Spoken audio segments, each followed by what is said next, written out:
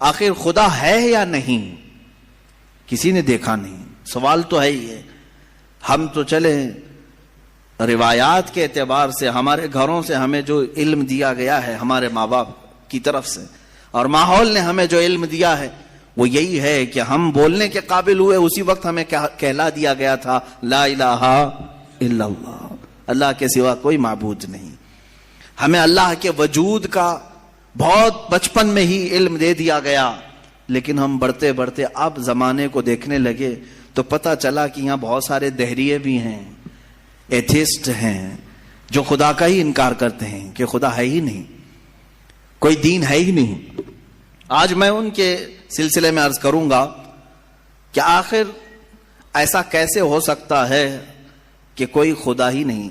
یہ اور بات ہے کہ ایک ہے، دو ہے، کون ہے، اس پر الگ بحث، لیکن جن لوگوں نے کہا ہے ہی نہیں تو مجھے تعجب ہوتا ہے کہ آخر عقل تمہاری ہے یا نہیں. عقل سے اگر سوچو گے تو پھر تمہیں مجبوراً کسی نتیجے پر جانا ہوگا. امام اعظم ابو حنیفہ رضی اللہ تعالیٰ عنہ دہریوں کے لیے کھلی تلوار تھے.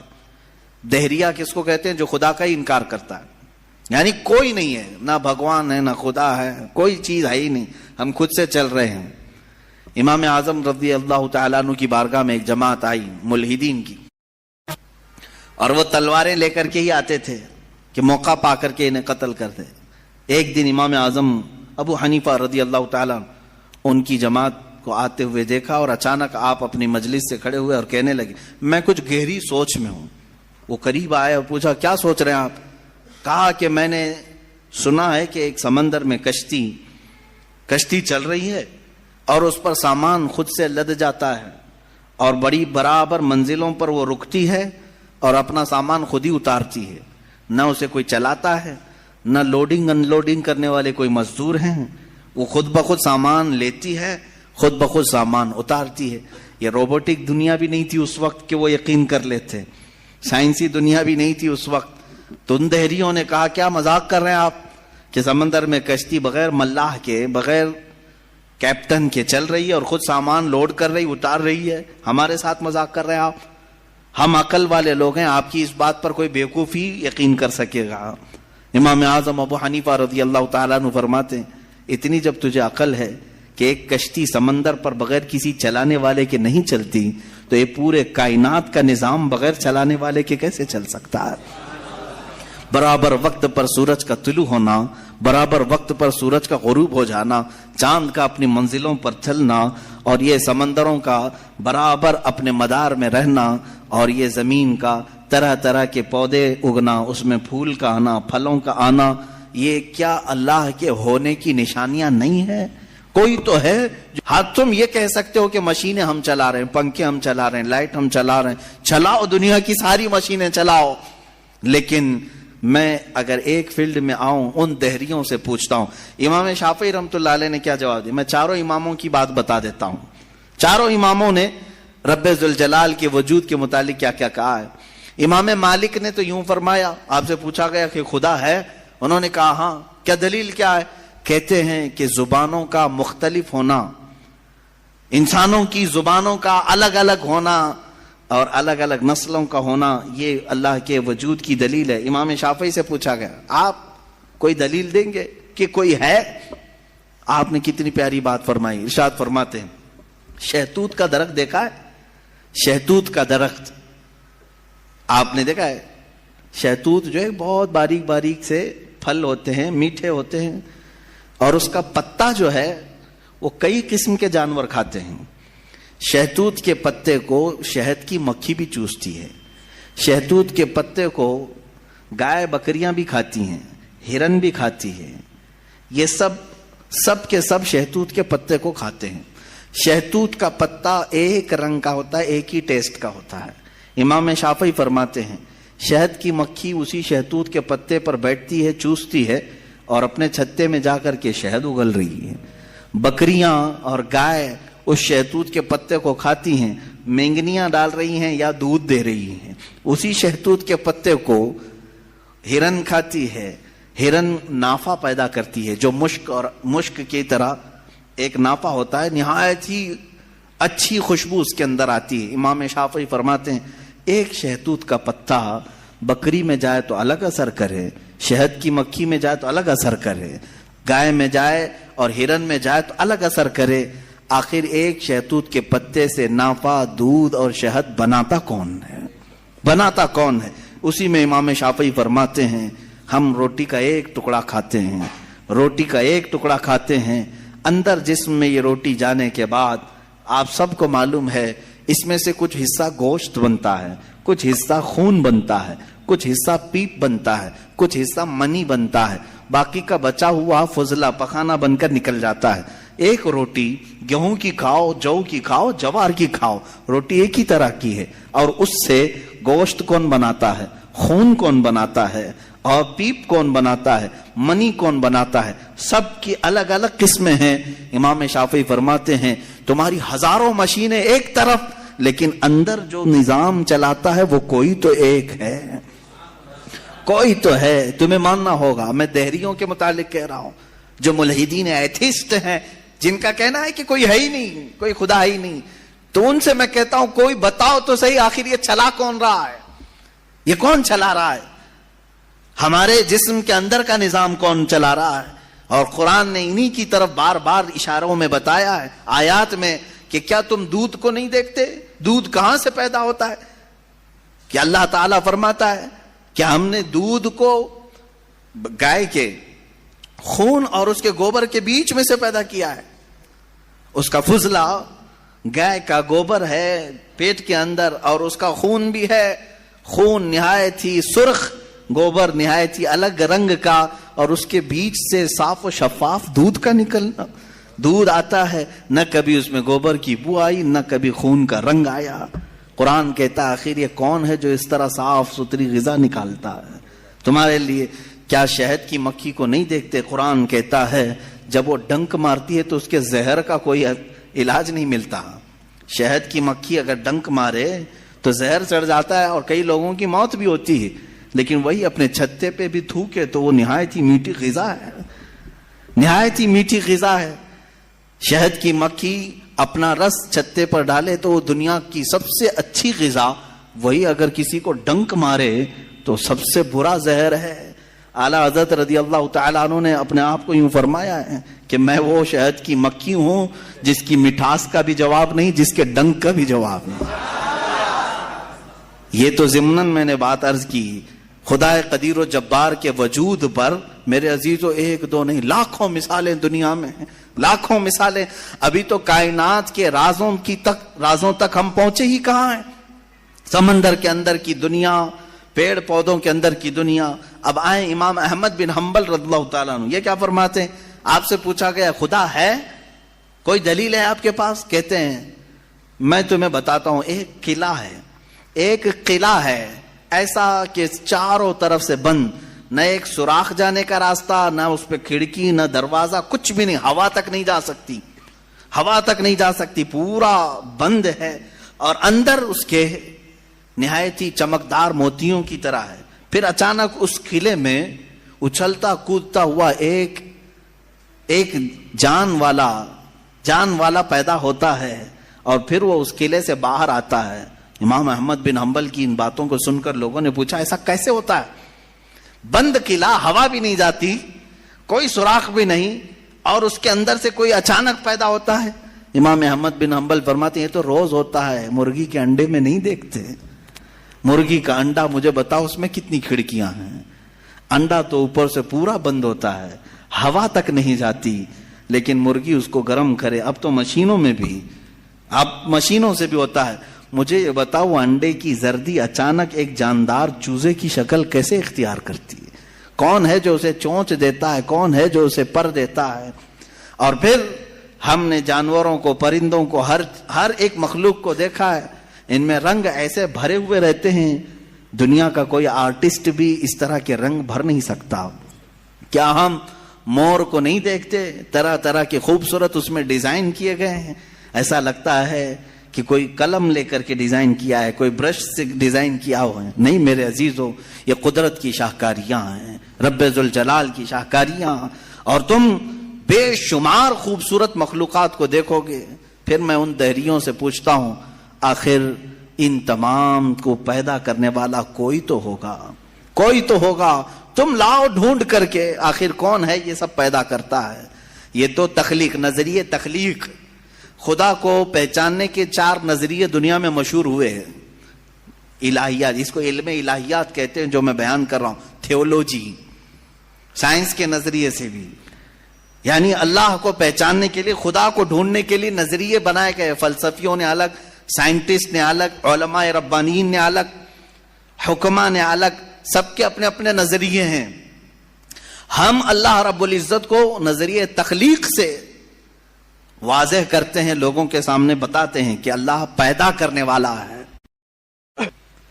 کیونکہ قرآن پاک میں جگہ جگہ اس نے، اللہ تعالیٰ نے اپنی ربوبیت کا، اپنی تخلیق کا اظہار جو فرمایا ہے وہ یہی فرمایا کہ تم اتنے کمزور ہو کہ ایک مکھی کو نہیں بنا سکتے، ایک مکھی پیدا نہیں کر سکتے، کتنے کمزور ہو، اور وہ رب ذوالجلال ہزاروں کروڑوں مخلوقات روزانہ بناتا ہے، روزانہ انہیں موت بھی دیتا ہے، حیات و ممات اسی کے دست قدرت میں ہے۔ عزیزان گرامی وقار، اللہ تعالیٰ کی بے شمار صفات میں سے مجھے کئی صفات پر عرض کرنا تھا، میں سب سے پہلے اس کے وجود پر آپ کے سامنے یہ دلائل رکھا۔ عام مسلمان بھی کسی دہریے سے کہہ سکتا ہے کہ اللہ کے نہ ہونے پر جو تو اس قدر ناچ رہا ہے، آج ایتھیزم کا بہت زیادہ آج چل رہا ہے، وہ کہتے ہیں کوئی دین دھرم ہوتا نہیں، کچھ نہیں ہوتا ہے، کوئی خدا نہیں ہوتا، دنیا میں ایسے ہی چل رہا ہے۔ مذاق کر رہے ہو، مذاق کر رہے ہو میاں، ابھی تک تو وہ آٹومیٹک گاڑی بھی نہیں آئی بغیر ڈرائیور والے، ابھی تم بول رہے ہو، ابھی تم بول رہے ہو۔ بہرحال دنیا میں کوئی چیز کو بنانے والا ہوتا ہے، آٹومیٹک گاڑی آ بھی گئی تو میری اس دلیل کو یہ مت سمجھ لینا کہ گاڑیاں بغیر ڈرائیور کے نہیں چل سکتی۔ مفتی صاحب نے کہا آپ تھوڑے دنوں کے بعد آنے والی ہے، اس کا مطلب کیا بغیر ڈرائیور کے بھی سب چلتی ہیں؟ میری یہ دلیل اس لیے نہیں ہے، بغیر ڈرائیور والی گاڑی اگر چل بھی گئی تب بھی میں سوال کروں گا کہ اس کو آخر گاڑی کو بنایا کون ہے؟ یہ بنایا کون ہے؟ کوئی تو انسان بنایا ہوگا۔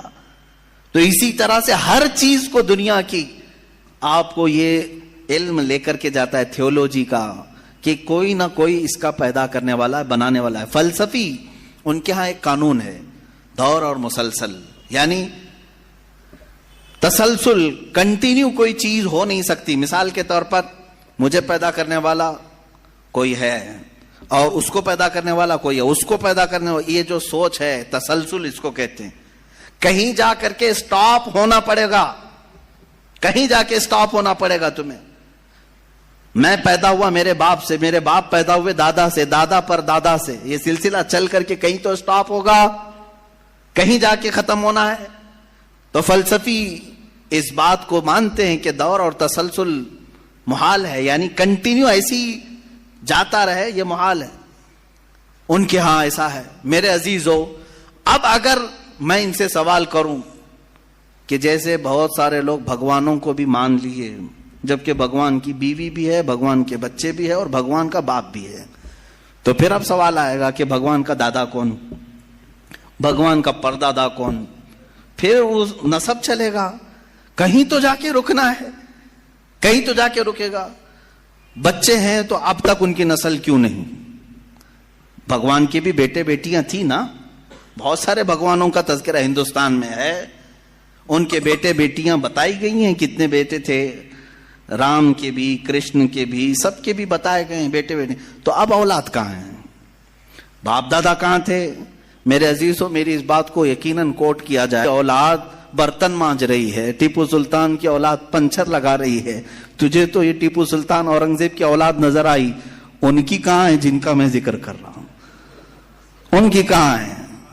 اور بہرحال اورنگزیب اور ٹیپو سلطان ان تمام کو چھوڑو، ان کی اولاد کو تو نے برتن مانجتے یا پنچر لگاتے تو دیکھا اللہ نے تو تجھے بانج بنا کر رکھا ہے، تیرے سے کوئی چیز نہیں آ سکتی سوائے گوبر اور غلاظت کے، کوئی چیز نہیں آ سکتی۔ میرے عزیزوں، میں یہاں عرض یہ کر رہا ہوں دور اور تسلسل، کہ اگر اس طرح کسی کا باپ ہے تو پھر دادا بھی ہوگا، دادا ہے تو پردادا بھی ہوگا، یہ چلتا رہے گا سلسلہ۔ یہ اسلام یہ ہے جس نے کہا قل هو اللہ احد اللہ الصمد لم یلد ولم یولد، کہو وہ اللہ ایک ہے، اللہ بے نیاز ہے. لم یلد، نہ وہ کسی سے پیدا ہوا ہے، ولم یولد، نہ اس سے کوئی پیدا ہوگا. اس سے کوئی لم یلد، اس سے کوئی پیدا نہیں ہوا، اور نہ وہ کسی سے پیدا ہوا. یہاں ختم ہو گئی بات. اب نہ میرے خدا کا کوئی باپ ہے، نہ بیٹا ہے، نہ بھائی ہے، نہ بہن ہے. کہیں یہ تصور آئے گا ہی نہیں. تم ہم سے یہ سوال نہیں کر سکتے کہ اللہ کے آبا و اجداد کہاں ہے، اولاد کہاں ہے. ہم نے خدا کو مانا ہی ایسے ہے کہ وہ جسم و جسمانیت سے بھی پاک ہے، رشتہ داری سے پاک ہے، کوئی نہ اس کا ہمتا ہے، ایک ہی سب کی سنتا ہے. یہ اللہ تبارک و تعالیٰ کے متعلق ہمارا یقین یہی ہے. عزیزان گرامی وقار، دور اور تسلسل کا جو قانون ہے، میں نے یہی بتایا کہ بعض لوگ اس چیز کے ذریعے سے بھی چاہیں تو ہدایت حاصل کر سکتے ہیں کہ کہیں تو جا کے ہمیں فل سٹاپ ہونا پڑے گا. کوئی تو ہے جو اینڈ ہے، اس کو کوئی پیدا کرنے والا نہ ہو، جا کر کے تمہیں ختم ہونا پڑے گا ایک نہ ایک جگہ. کہ کوئی تو ہے جو لاسٹ ہے، اس کو کوئی نہ پیدا کیا ہو. اگر اس کو بھی کوئی پیدا کیا ہے تو پھر یہ بھی بات آئے گی اس کو بھی کوئی پیدا کیا ہوگا. تو ہمیں ایک ایسی ذات ماننی پڑے گی جس کو کوئی نہ پیدا کیا ہو. تبھی جا کر کے ہم یہ کہتے ہیں وہ جو ذات تم جا کر اینڈ ہوگے اسی کا نام اللہ رب العزت ہے، جس کو کسی نے پیدا نہیں کیا. یہ اسلام کا بہترین عقیدہ ہے. میرے عزیزو، توحید کسے کہتے ہیں؟ اب بات آتی ہے، وجود کی بات ہو گئی. اللہ ہے اتنا تو ماننا پڑے گا. اس کے لیے تو بہت ساری دلیلیں بچے بھی پکڑ کر کے بتا دیں گے. ایک خاتون، ہم نے بچپن میں پڑھا تھا، ایک بوڑھی عورت چرخہ سل رہی تھی. اس سے جا کر کسی نے پوچھا کہ اللہ ہے کہ نہیں ہے؟ تو اس نے کہا ہے. کیا دلیل ہے؟ کہا یہ میرا چرخہ جو سل رہا ہوں یہی دلیل ہے اللہ کی. کہا کہ کیسے؟ کہا یہ چرخہ، اس سے کپڑے سلتی ہوں، جب تک میں چلاتی نہیں یہ سلتا نہیں. مشین سلتی نہیں ہے کپڑے. اسی سے میں نے یہ یقین کر لیا کہ میرا چرخہ میرے چلائے بغیر نہیں چلتا، تو نظام کائنات پورا بغیر چلائے کیسے چلے گا؟ کوئی تو ہے. یہ ہو گئی بات وجود کی، کوئی تو ہے. اب آتی ہے توحید کی بات. کوئی تو ہے، اب ہمیں یہ بتانا ہے ایک ہی ہے. کوئی تو ہے لیکن وہ جو ہے وہ ایک ہی ہے. یہاں پر بھی ہمیں اسلام نے جو فلسفہ دیا ہے، قانون دیا، وہ بہت ہی پیارا ہے. اس کی وجہ کیا ہے میرے عزیزو؟ چلو اب ہم توحید کی طرف آتے ہیں. توحید کہتے ہیں ایک ماننا. ایک ماننا حقیقت میں دیکھا جائے تو دنیا کے اکثر مذاہب میں توحید کا شروع میں درس رہا. عیسائیت جو آئی ان میں بھی تھا، بعد میں یہ تثلیث کے قائل ہو گئے. یہودیوں میں بھی اللہ کو ہی مانتے، خدا کو ہی ماننا ہے. ہندوؤں میں بھی ایک کا ہونے کا تصور کتابوں میں ان کے موجود ہے. یہ اور بات ہے کہ انہوں نے ملا دیا، مسالے لگا دیے، الگ الگ ہو گئے. خالص جو اپنے دین پر باقی ہے الحمدللہ وہ اسلام ہے. آج بھی اللہ رب العزت ہے اور وہ ایک ہے. اس پر کیا دلیل ہے؟ اس پر بھی دلیلیں دینی ہوں گی مسلمانوں. عقلی دلیلیں بھی ہیں، نقلی دلیلیں بھی ہیں. نقلی دلیلیں ہمارے لیے، نقلی کا مطلب ہوا کسی جگہ سے ثابت ہے، قرآن سے، حدیث سے یہ ثابت ہے تو یہ نقلی دلیل. عقلی جو عقل بھی جس کو تسلیم کرے، عقل جس کو ایکسپٹ کرے، وہ کیا ہے؟ اس بوڑھی عورت کا ہی میں بتا دوں جس نے چرخہ سلا اور چرخے کو چلانے میں اس نے کہا کہ اللہ ہے، کوئی تو ہے، کیونکہ میری مشین بغیر چلائے نہیں چلتی. تو اس سے صاحب نے، جس نے سوال کیا، پوچھا کہ اچھا ہے تو کیا وہ ایک ہے کہ دو ہے؟ کہا نہیں ایک ہی ہے. کہا وہ کیسے؟ کہا دو ہو تو دیکھو تم سامنے بیٹھو، ادھر سے چلاؤ، میں ادھر سے چلاتی ہوں. پھر کپڑے کی کیا درگت بنتی ہے؟ تم اپنی طرف کپڑا کھینچ رہے ہوں گے، میں اپنی طرف کپڑا کھینچ رہی ہوں گی. اس سے میں نے یہ یقین کر لیا میرے کپڑے کو سلنے کے لیے میرے چرخے پر ایک ہی کا ہونا ضروری ہے. دو بیٹھیں گے تو کپڑا پھر پائجامے کی بجائے کرتا ہو سکتا ہے، کرتے کی بجائے بھی ہو سکتی ہے، کچھ بھی ہو سکتا ہے، کچھ بھی سل جاتا ہے. تو دو لوگ ایک مشین کو سلنے جائیں تو نظام درہم برہم ہو سکتا ہے. تو ایک پورے کائنات کا نظام اگر دو لوگ چلانے لگیں تو ایک دن ایک کہے گا نہیں میں آج بارش برساؤں گا، دوسرا کہے گا نہیں میں آج دھوپ ڈالوں گا، تیسرا کہے گا کہ نہیں میں آج چھاؤں ٹھنڈی پیدا کروں گا. تو یہ تو انہی کے درمیان جھگڑا ہوتا رہے گا. اسی لیے قرآن نے بھی کہا لو کان فیہما آلہۃ الا اللہ لفسدتا، اگر ان کائنات میں، زمین و آسمانوں میں خدا کے علاوہ دو ہوتے تو ضرور اس میں فساد ہوتا, ضرور اس میں نظام درہم برہم ہوتا. میرے عزیزوں, یہاں دیکھ رہے ہیں ہم بہت سارے نظاموں کو, کمیٹی کا مسئلہ ہے, مسجد کا مسئلہ ہے, بہت سارے چیزیں دیکھیں. صدر صاحب کچھ اور کرنا چاہتے ہیں, نائب صدر صاحب کچھ اور کرنا چاہتے ہیں, سیکریٹری کچھ اور کرنا چاہتے ہیں. حکومت میں جائیں, پرائم منسٹر کو اور چاہتا ہے, ہوم منسٹر کچھ اور کہتا ہے, اس پتہ ہی نہیں ہے. لیکن نظام ایک ملک کا چلا رہے ہیں, ایک ملک کا چلا رہے ہیں. فساد اسی لیے ہو رہا ہے, فساد اسی لیے ہوتا ہے, اور ان کو پتہ بھی نہیں رہتا. وہ بھاشن میں کچھ اور بول کے آئے, یہ پارلیمنٹ میں کچھ اور بول کے آیا. یہ سب ہماری مثالیں جو میں آپ کو پیش کر رہا ہوں, دیکھ کر کے سمجھنے کے لیے. ایک سے زیادہ جب ہوتے ہیں تو عقلوں کا ملنا ضروری نہیں, ہر ایک کی عقل الگ الگ چل سکتی ہے. اب آئیے, کوئی کہہ سکتا ہے نہیں بھائی اتحاد سے بھی تو کام ہو سکتا ہے, یونٹی سے بھی تو کام ہوتا ہے, کچھ جگہ ہوتا ہے نا. کوئی اگر کہے کہ خدا ایک نہیں دو ہیں اور دونوں مل کے کام کرتے ہیں, دونوں مل کے کام کرتے ہیں, تو اب میں آپ کو کہتا ہوں, ایک نمبر والا خدا وہ کہتا ہے آج بارش برساؤں گا. 2 نمبر والا اگر اتحاد کرتا ہے اور کہتا ہے کہ نہیں ہاں تو جو کرے گا وہی میں کرتا ہوں, تو یہاں پر قانون یہ تفسیر میں فرمائے گا, دوسرا والا تو عاجز ہو گیا, وہ مختار نہیں ہے پھر فیصلہ لینے میں. اور عاجز جو ہوتا ہے وہ خدا نہیں ہوتا, خدا وہی ہوتا ہے جو مالک و مختار ہے, جو خود فیصلے لے گا اور اس میں کسی کو شریک نہیں کرے گا. تو اگر دوسرا والا مان گیا اس کی, تو وہ خود عاجز ہو گیا, اس کی اپنی نہیں چلی. دوسرے دن دوسرا چلایا اور پہلے والا راضی ہو گیا تو پہلا عاجز ہو گیا. تو خدا عاجز نہیں ہو سکتا, یہ ہمارا عقیدہ ہے. خدا وہی ہے جو قادر مطلق ہے, قادر مطلق, ہر چیز پر وہ خود فیصلے لیتا ہے, خود ہی اختیار رکھتا ہے. الحمدللہ اسلام کو اتنا پاک و صاف رکھا گیا ہے. خدا کا جو عقیدہ ہے ہمارے ہاں, عقیدہ توحید ہے, وہ انسان کے ذہن کو بھی پاک و صاف کرتا ہے, انسان کا ذہن بھی پاک و صاف رہتا ہے.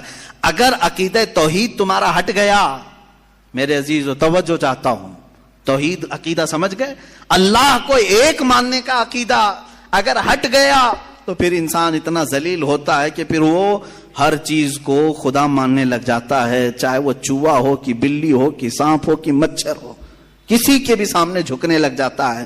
توحید کا عقیدہ اگر ذہن سے ہٹ گیا, اللہ کو ایک اور بڑا ماننے کا عقیدہ ہٹ گیا, تو ہم نے ان لوگوں کو بھی دیکھا ہے جو عورتوں کی شرمگاہوں کو بھی عبادت کرتے ہیں, بہت ساری غلاظتوں کو بھی پوجتے ہیں. میرے عزیزو, یہ کب آتی یہ چیز؟ جب عقیدہ توحید انسان سے ہٹ جاتا ہے تو وہ بہت ہی نیچے گر جاتا ہے. اللہ تعالیٰ نے ذہنوں کو پاک رکھنے کے لیے یہ ہمیں کتنا بہترین عقیدہ دیا ہے, اور وہ ایک ہے, اور الحمدللہ مسلمان اسے آج بھی ایک ہی مانتے ہیں. کئی چیزیں ہیں, میں یہ علم الہیات پر آج بات کرنا چاہتا تھا. پہلے وجود باری تعالیٰ, اور دوسرے اللہ کے ایک ہونے پر. ایک ہونے پر سب سے بڑی دلیل یہ ہے, ایک سے زیادہ ہوں گے تو نظام درہم برہم ہو سکتا ہے, اور اب تک نظام درہم برہم نہیں ہوا. اس کا مطلب ہے کہ ایک ہی چلا رہا ہے, ایک ہی چلا رہا ہے. سورج کو جس طرح سے اس نے سالوں سے چلایا ہے, چاند کو جس طرح چلایا ہے, موسموں کا آنا جانا. قرآن خود یہ کہتا ہے, میں نے آیت خطبے کے بعد یہی تلاوت کی, ان فی خلق السماوات والارض واختلاف اللیل والنہار, بے شک زمینوں کی پیدائش میں, آسمانوں کی پیدائش میں, اور رات و دن کے آنے جانے میں تمہارے لیے بہت بڑی نشانیاں ہیں کہ ایک ہی ہے, ایک ہی ہے جو اس کو اپنی مرضی سے بنایا ہے, اپنی مرضی سے بنایا ہے. عزیزان گرامی وقار, ہندوؤں میں بھی ایک ہونے کا عقیدہ تھا کہ ایک خدا ہے. بہت ساری کتابیں ہیں جس کو میں نے پڑھا ہے, جس میں کہا گیا ہے سنسکرت میں کہ وہ ایک ہی ہے, ایک ہی ہے. لیکن ہوا یہ کہ بعد میں ان تعلیمات میں مکسنگ کیسے آئی. جیسے ہمارے ہاں فرشتوں کا تصور ہے, جبرائیل ہیں, میکائیل ہیں, اسرافیل ہیں, اسرائیل علیہم السلام. جو ملائکہ ہیں وہ اللہ تبارک و تعالیٰ نے انہیں مختلف کاموں پر لگایا ہے. میکائیل علیہ السلام بارش برساتے ہیں, روزی پہنچانے کے کام میں ہیں. اسرائیل علیہ السلام روح نکالتے ہیں. تو ان ملائکہ کو جس طرح سے ہمارے ہاں تصور دیا گیا اللہ کے فرشتے, تو ان لوگوں نے ان دوسرے کاموں کو دیکھ کر ہر ایک چیز کا الگ الگ خدا بنا لیا. ہواؤں کا خدا الگ، بارش کا خدا الگ، آگ کا خدا الگ، پانی کا خدا الگ. یہاں پر دھوکہ کھا گئے. وہ خدا نہیں ہے، وہ خدا کے فرشتے. اللہ تبارک و تعالیٰ نے جن کو ان کائنات کے کاموں پر لگایا. ہمارا عقیدہ میں بتا رہا ہوں. عزیزان گرامی، یہاں پر میں یہ باتیں اس لیے عرض کر رہا ہوں کہ سب سے پہلے وجود باری تعالیٰ اللہ ہے. دوسری چیز وہ ایک ہے. اب تیسری چیز آتی ہے جس کے متعلق آج کے بہت سارے دہریے سائنس کے اسٹوڈنٹ وہ کہتے ہیں اگر ہے مان لیا، ایک ہے مان لیا، دکھتا کیوں نہیں ہے؟ یہ بھی سوال ہے. ہمارا عقیدہ ہے نراکار ہے، اور وہ آکار مانتے ہیں. بعض لوگ ان کے ہاں بھی ہے جو خدا کو نراکار مانتے ہیں کہ وہ نہیں دکھ سکتا. میرے عزیزو، یہ جن لوگوں نے ہم سے سوال کیا کہ پھر وہ دکھتا کیوں نہیں، وہ دکھتا کیوں نہیں، اس کے لیے میں جواب یہ بتاؤں گا کہ اگر انسان جس طرح سے آج پیدا کیا گیا، جتنی اس کے اندر کمزوریاں ہیں، انسان کی آنکھوں میں پورا کا پورا سورج نہیں سما پا رہا ہے. کڑی دھوپ میں سورج کو کیوں نہیں دیکھتے؟ وہ تو دکھ رہا ہے نا. تو دیکھو 1 گھنٹہ دیدار کرو، درشن کرو سورج کی. کیوں نہیں کرتے؟ نہیں کرتے. آپ کے اندر تاب و طاقت نہیں ہے. سورج کروڑوں میل دور ہے، اس کو آپ پورے طور پر اپنی آنکھوں میں نہیں لے پا رہے ہیں. تو یہاں سے تم سب کو پتا چلا کہ میری آنکھیں کمزور ہیں، دنیا کی بڑی چیزوں کو میں سما نہیں سکتا. تو یہ تو سورج کے بارے میں کہہ رہا ہوں جو رب ذوالجلال کی ہزاروں نہیں کروڑوں تخلیقات میں سے ایک ذرہ ہے. اس ایک ذرے کو ہماری آنکھیں نہیں سما پاتی تو پورے کائنات کے خدا کو، رب ذوالجلال کی تجلیات کو کیسے سما پائیں گے؟ آنکھوں میں کیسے اسے سما سکتے؟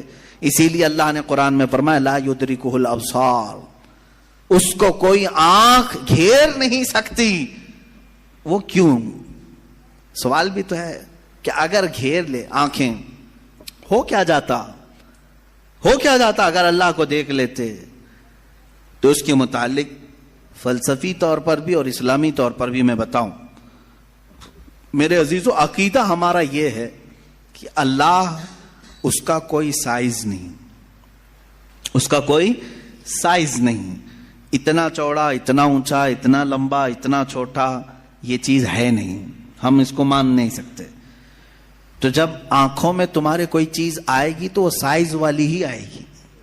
کچھ تو سائز ہوگا اس کا، چاہے وہ 100 کلومیٹر والا ہو. اگر آنکھوں میں آ گئی تو سائز بن گیا، اور جس چیز کا سائز بن گیا وہ خدا ہو نہیں سکتا. ہمارے ہاں یہ عقیدہ ہے کہ اللہ تبارک و تعالی جسم و جسمانیت سے پاک ہے، مکان و مکانیت سے پاک ہے. اس کی یہ تمام چیزیں ایسی نہیں جس طرح انسان کی آنکھ، ہاتھ، پیر، منہ، پیٹ، یہ تمام چیزوں سے وہ پاک ہے. وہ جیسا ہے وہ اللہ بہتر جانے. لیکن انسان کی دنیا میں آنکھیں اس چیز کو سما نہیں سکتی، اور جو چیز اس کی آنکھوں میں سما گئی وہ خدا ہو نہیں سکتی. اس کے لیے ایک فارمولا میری طرف سے لے کر کے جاؤ.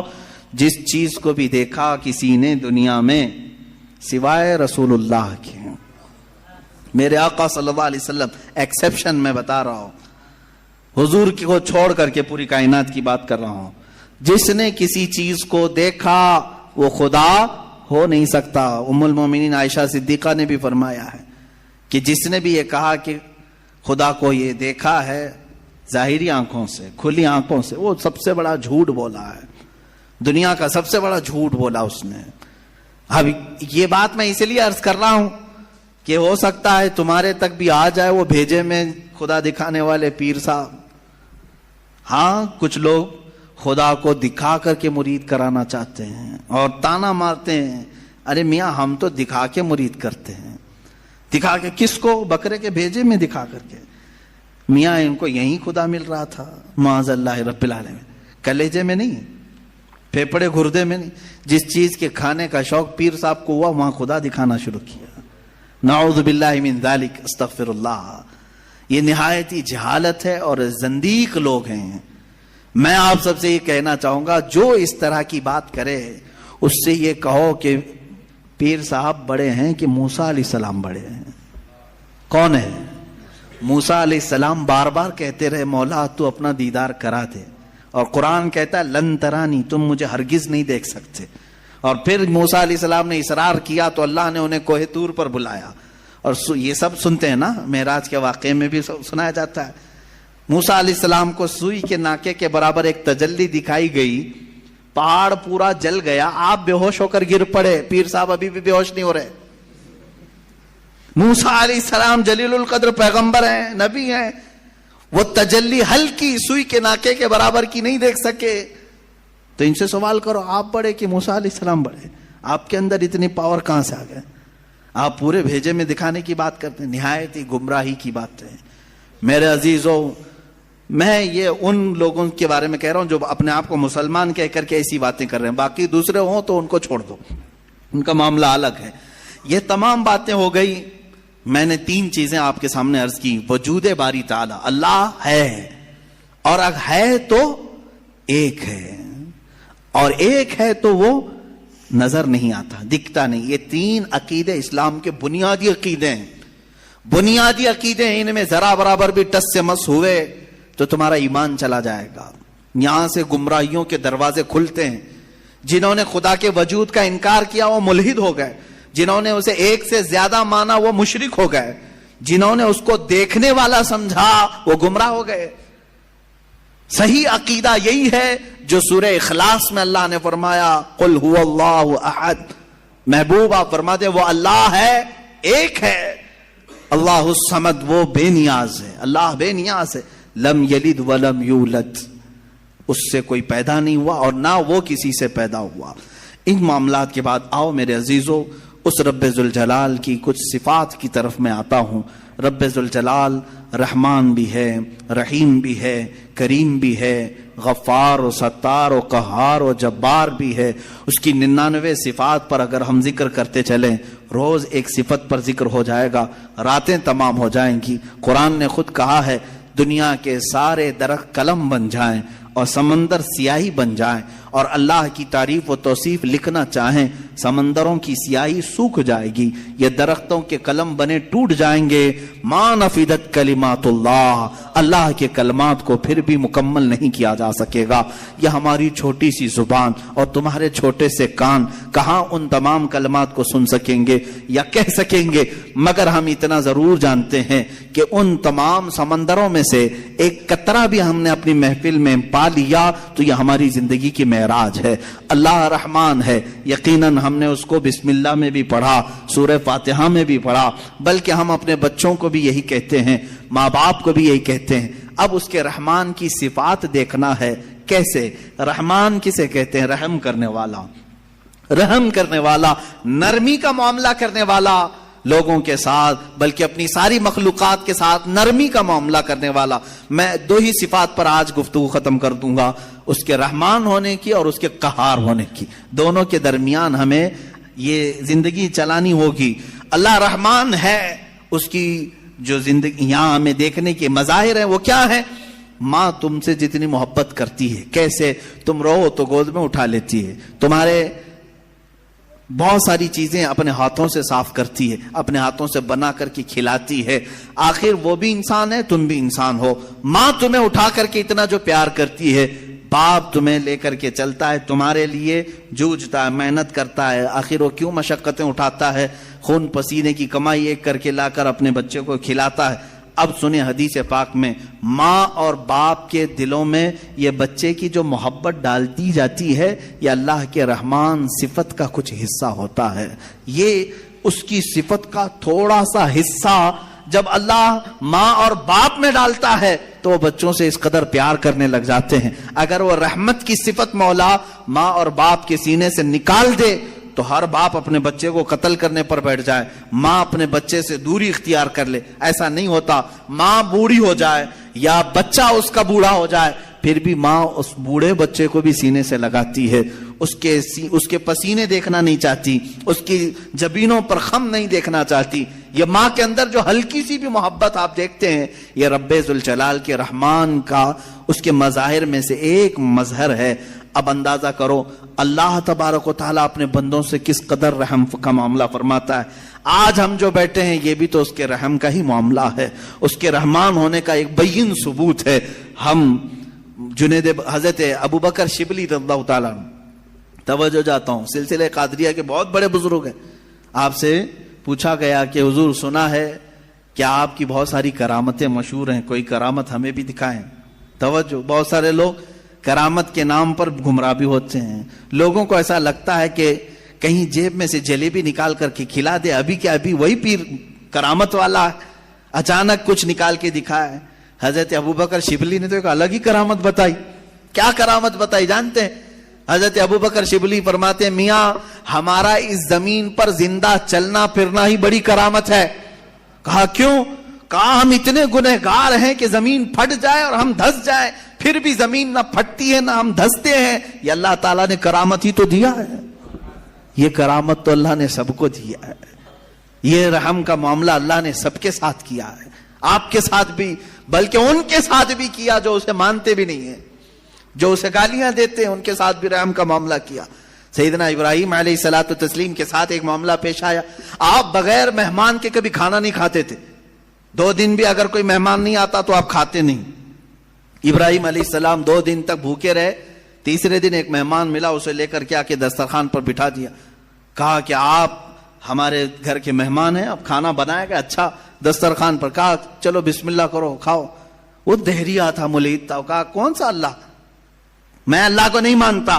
اتنا کہا ابراہیم علیہ السلام کو جلال آیا. آپ نے دسترخوان کھینچ لیا, کہا اٹھو گھر سے, نکلو باہر جاؤ. دسترخوان پر بیٹھا ہوا تھا, اس کو اٹھا دیا. یہ تو شان ہے انبیاء کی. اللہ کے دشمنوں سے دسترخوان شیئر نہیں کرتے, افطار پارٹی والے ہیں. وہ اللہ کے دشمنوں سے دسترخوان شیئر نہیں کرتے, انبیاء کی شان ہے. وہ اٹھ کر کے چلا گیا. ہاں یہ ہمارے لیے حکم یہی ہے میرے عزیز, لیکن اللہ رب العزت نے وہی فرمائی ابراہیم علیہ السلام کو. کہا ہے ابراہیم کیوں اٹھا دیا اس کو؟ 50 سال کا تقریباً ادھیڑ عمر کا آدمی تھا. کہا کیوں اٹھا دیا؟ کہا ہے مولا وہ تیرا نام نہیں لینا چاہتا, میں اس کو دسترخوان پر کیسے بٹھاؤں؟ رب ذوالجلال نے فرمایا اے ابراہیم پچھلے 50 سال سے میں اسے ویسے ہی کھلا رہا ہوں, جبکہ وہ کبھی میرا نام نہیں لیا. آج تمہارے دسترخوان پر ایک بار اس نے نام نہیں لیا, تم نے اٹھایا. میرے عزیزو اس کا مطلب یہ نہیں ہے کہ اس کا نام نہ لے تو بھی ہم کھلائیں, وہ تو سنت الہیہ ہے, وہ مولا کریم کی صفات ہے. لیکن انسان کے اخلاق تو یہی ہیں کہ انسان اپنے رب سے اگر محبت کرتا ہے تو اللہ رب العزت کے دشمنوں سے کبھی دوستی نہیں کر سکتا. قرآن بھی یہی کہتا ہے یا ایھا الذین آمنوا لا تتخذوا عدوی وعدوکم اولیاء, اے ایمان والو میرے دشمنوں اور اپنے دشمنوں کو دوست نہ بناؤ. یہ انہی آیات میں سے ہے جن 26 آیاتوں میں سے نکالنا چاہتے ہیں. آئیں گے انشاءاللہ, وہ ٹاپک بھی آئے گا انشاءاللہ. قرآن پاک کی جن 26 آیات پر لوگوں کو تو یعنی پیٹ میں مروڑ ہوتا ہے, پیٹ میں مروڑ ہوتے ہیں. ان آیات میں سے ایک آیت یہ بھی ہے, سورہ ممتحنہ کی پہلی آیت ہے. اللہ فرما رہا ہے اے ایمان والو لا تتخذوا عدوی وعدوکم, میرے دشمنوں کو اور اپنے دشمنوں کو اولیاء یعنی دوست نہ بناؤ. میرا رب نے اتنا حکم کیا دیا, ان کو تکلیف شروع ہو گئی. قرآن جو ہے نفرت سکھاتا ہے, قرآن نفرت. یہ تمام انشاءاللہ العزیز زندگی باقی رہی, یہ 26 آیتوں کا جو مضمون ہے یہ ان کی کتابوں سے بھی میں نکال کے دکھاؤں گا. سیم ٹو سیم چیزیں, سیم ٹو سیم چیزیں وہاں پر بھی موجود ہیں. تو پیدا کرو کسی اور وسیم گندے رافضی کو جو وہاں سے بھی نکال سکے. عزیزان گرامی وقار, بات میں عنوان سے ہٹ نہ جائے اس لیے میں عرض کروں گا وہ رب ذوالجلال رحمان ہے, اور اس کے رحم کا معاملہ تو ہے, اس کے رحم کا معاملہ ہے کہ آج جس طرح سے لوگ ہمیں پیش کرنا چاہ رہے ہیں کہ یہ ایک ڈراؤنی شکل ہماری بنا کر کے, اسلاموفوبیا یعنی مسلمانوں سے لوگوں کو ڈرانا, یہ اگر تمام دوسرے قوموں کی طرح بھی ہو جاتے تو میرے عزیزو یہ سب کا جینا حرام کر کے رکھتے. ہمارے ہاں آخرت کا تصور ہے, ہمارے ہاں رب ذوالجلال کو جواب دینے کا تصور ہے, ہمارے ہاں اللہ رب العزت کے دیکھنے کا تصور ہے کہ وہ ہر گھڑی ہمیں دیکھ رہا ہے. یہ تمام تصورات لے کر کے مسلمان جی رہا ہے. تم کہہ رہے ہو یہ آتنکوادی ہے, دہشت گرد ہے, اور جو اس طرح سے کر رہا ہوگا اس کا تصور ختم ہو چکا ہوگا. ہمیں تو اللہ رب العزت کے ہونے کا اتنا احساس ہے کہ رات کے اندھیرے میں بھی ہم ڈرتے ہیں کوئی ایک گندی تصویر بھی دیکھنے کے لیے، جبکہ کوئی نہیں دیکھ رہا ہے، اس لیے کہ مسلمان اس عقیدے کے ساتھ جیتا ہے کہ اللہ لا الہ الا هو الحی القیوم لا تأخذہ سنۃ ولا نوم. مسلمان اس عقیدے کے ساتھ جیتا ہے وہ اللہ ہے جو حی ہے اور قیوم ہے، اسے نہ اونگ آتی ہے نہ نیند آتی ہے. یعلم خائنۃ الاعین وما تخفی الصدور، تمہاری آنکھوں کی خیانت کو بھی وہ دیکھ رہا ہے، تمہارے دلوں کے گزرنے والے حالات سے بھی وہ واقف ہے. ہم اس تصور کے ساتھ، اس عقیدے کے ساتھ جی رہے ہیں. بہرحال میرے عزیزو، اس کے رحمان کی صفات بے شمار ہیں، بے شمار ہیں، اور اس کے کام حکمت کے ہوتے ہیں. بعض لوگوں کو ایسا لگتا ہے کہ نہیں وہ رحمان ہے، رحمت تو کر رہا ہے، میرے ساتھ تو نہیں ہو رہا ہے، میرے ساتھ تو نہیں ہو رہا ہے، میں تکلیفوں پہ تکلیفیں اٹھاتا ہوں. میرے عزیزو، صبر نہیں کرتا انسان اور اس طرح کی باتیں کر جاتا ہے. یہ ایسا ہی گھبرانے والا آدمی ہے جیسے کوئی ٹرین سرنگ میں جائے، ٹنل میں جائے تو کچھ جو باولے لوگ ہوتے ہیں اچھل کود کرنے لگ جاتے ہیں. کبھی ٹرین کا سفر کیا آپ نے؟ اور ٹرین کبھی ٹنل کے اندر جاتی ہے، پہاڑ کے گوفے کے اندر، کیا ہوتا ہے؟ اندھیرا آ جاتا ہے. اندھیرا، اتنا اندھیرا آتا ہے تو جو عقل مند ہوگا وہ سیٹ پہ بیٹھا رہے گا، اور جو باولا ہوگا اچھل کود کر رہا ہے، اسے ایسا لگتا ہے دنیا کیا سے کیا ہو گئی، ٹرین کہیں کھڈے میں چلی گئی. ایسا نہیں ہے، جو عقل مند ہے وہ بیٹھا رہتا ہے. اگر آپ عقل مند ہیں، بیٹھے رہتے ہیں اپنے سیٹ پر، میں پوچھتا ہوں کیوں بیٹھے رہتے ہو؟ کیوں بیٹھے رہتے ہو؟ اندھیرا ہو گیا، ٹرین گوفے کے اندر چلی گئی ہے. آپ کہیں گے میاں تھوڑی دیر کی بات ہے، یہ ٹرین کا ڈرائیور چلا تو رہا ہے، نکالے گا نا. ٹرین نکل کر کے باہر آ جاتی ہے تو آپ کہتے اجالا تو آ گیا. اے میرے عزیز، ٹرین کے چلانے والے پر تجھے اتنا یقین ہے سیٹ چھوڑ کر اٹھتا نہیں. اس طرح تیری زندگی میں جب مصیبتوں کا کبھی اندھیرا آتا ہے، یقین کر وہ رب ذوالجلال پھر اجالوں میں لائے گا. ان مع العسر یسرا، اس نے فرمایا ہے ہر تکلیف کے بعد آسانی ہے. کیوں اتاولے ہوتے ہو؟ تھوڑی سی تکلیف کیا آئی، شکایت کیا، میرے ساتھ رحم کا معاملہ نہیں ہو رہا ہے، میرے ساتھ رحم کا معاملہ نہیں ہو رہا. فعل الحکیم لا یخلو عن الحکمہ، وہ حکیم ہے، اس کا کوئی کام حکمت سے خالی نہیں ہوتا، کوئی کام حکمت سے خالی نہیں ہوتا. آج دوپہر میں اگر تمہیں روٹی نہیں ملی ہے تو کوئی نہ کوئی سبب ہوگا، وہ تمہارے حق میں بہتر چاہتا ہے. عسیٰ ان تکرہوا شیئا وہو خیر لکم، قرآن کہتا ہے بسا اوقات تم جس چیز کو نہیں چاہتے لیکن وہ تمہارے حق میں بہتر ہوتا ہے. جنید بغدادی رضی اللہ تعالیٰ عنہ کے زمانے میں ایک خاتون وہ دھاگا، روئی سے دھاگا بناتی تھی، روئی سے دھاگا بناتی تھی، اور وہ دھاگا بنانے کے بعد بیچ آتی تھی. کتنے؟ آدھے درہم میں بکتا تھا اس کا، آدھا درہم. وہ آدھا درہم لاتی تھی، اس میں سے آدھے یعنی پاؤ کر کے اس سے پھر کپاس روئی خریدتی اور پھر اس کا آدھا درہم بناتی اور باقی کا گھر میں خرچہ کر. ایک دن آدھے درہم کی روئی لائی اور پورے کا اس نے دھاگا بنا دیا. دھاگا کچا ہوتا، سوکھنے کے لیے رکھی صحن میں، اندر کھانے کے بنانے کے انتظامات کر رہی تھی. ایک کوا آیا اور دھاگا اٹھا کے لے گیا. بیوہ عورت، اس کے سوا کچھ بھی نہیں تھا، آج کچھ بھی نہیں تھا اس کے پاس، بھوکی رہ گئی. اب نہ خریدنے کے لیے دھاگا، خریدنے کے روئی خریدنے کے بھی پیسے نہیں، کھانا بنانے کے بھی پیسے نہیں، آلریڈی بیوہ ہے اور غریب ہے. کہنے لگی کیا اتنی غربت کے بعد بھی اللہ تعالیٰ ایسے اس کی بچی پونجی بھی اٹھا لیتا ہے؟ لوگ یہی کہتے ہیں نا، میرے پاس کچھ نہیں تھا پھر بھی میں نقصان میں جا رہا ہوں، اب تو کچھ رحم کر دیتا.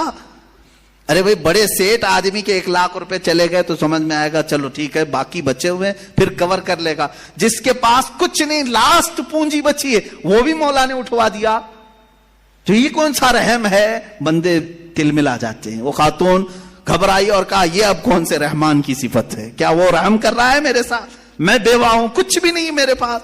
حضرت جنید بغدادی کے پاس دوڑی دوڑی گئی. دوسرا دن تھا، بھوک کی شدت تھی، دوڑی ہوئی آئی.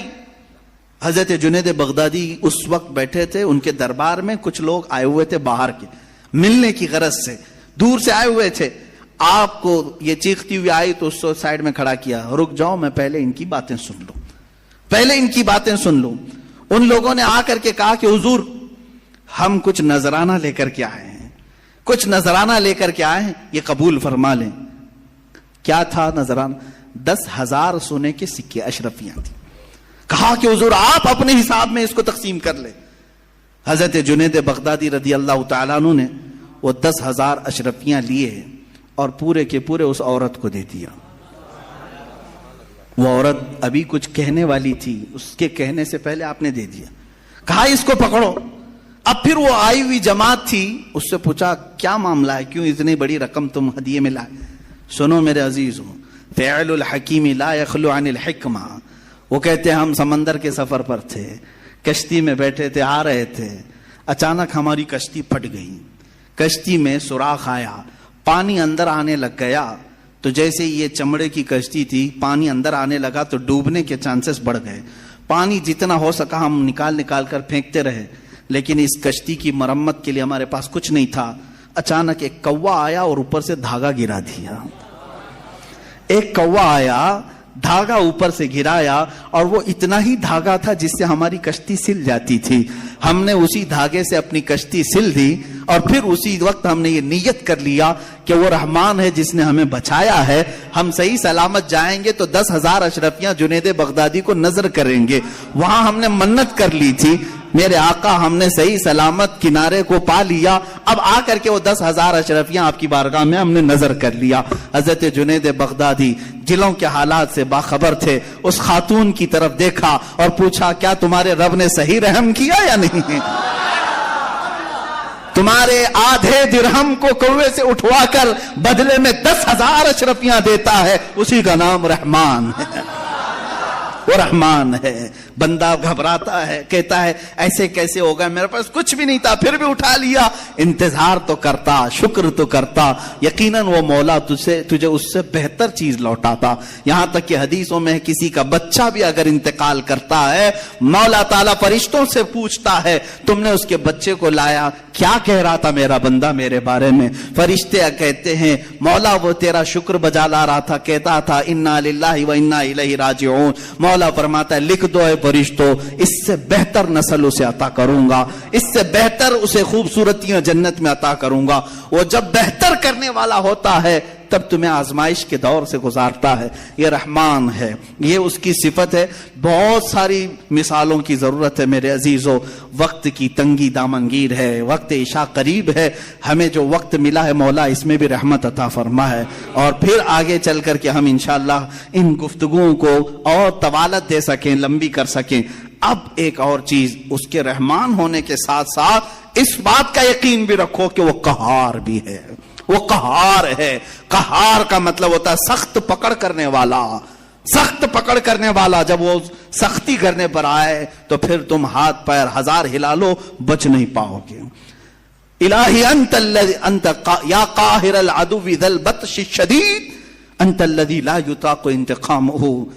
بزرگوں نے فرمایا یہ دشمن کو ایسی سخت پکڑ کرنے والا ہے کہ جس کی پکڑ کی برداشت کسی کے اندر نہیں ہے، کسی کے اندر نہیں ہے. اگر وہ پہاڑوں کو حکم دے دے تو وہ اپنے پھٹ کر کے ریزہ ریزہ ہو جاتے ہیں. اب میرے عزیزو یہ قہار کی صفت مجھے بیان کرنا اس لیے تھا آج کہ اس کے مظاہر آج دنیا میں نظر آ رہے ہیں. آج رب ذوالجلال کی پکڑ اور اس کے قہر کی نشانیاں نظر آ رہی ہیں. لوگوں کو جلتے دیکھا، لوگوں کو بہتے بھی دیکھا. یہ قہار کی صفات میں کا بہت ہلکا سا حصہ ہے.